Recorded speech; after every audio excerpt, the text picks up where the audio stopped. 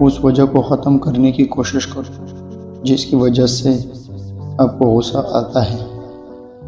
صبر اس بوجھ کو ہلکا کر دیتا ہے جسے ہم برداشت نہیں کر سکتے۔ کانٹے کو نکال دینا تکلیف سہنے سے بہتر ہے۔ اگر ہم عقل سے کام نہ لیں تو ایک برائی سے بچنے کے چکر میں ہم دوسری برائی میں پھنس جاتے ہیں۔ خاموش رہے اور اپنی زبان کے شر سے دوسروں کو محفوظ رکھے۔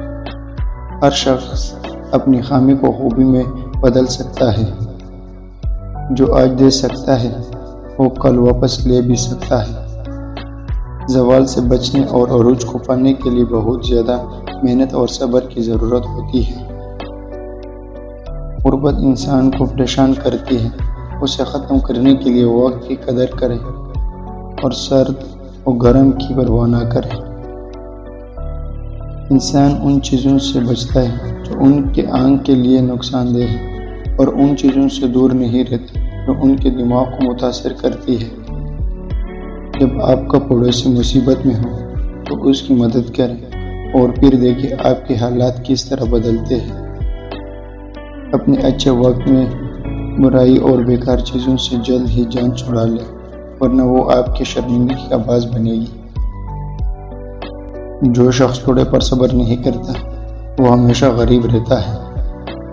برائی سے بھاگنا بھی نیکی میں شامل ہے۔ اگر آپ ملازم ہیں تو اپنے مالک سے زیادہ اچھا لباس اور زیادہ مہنگی چیزیں نہ خریدیں۔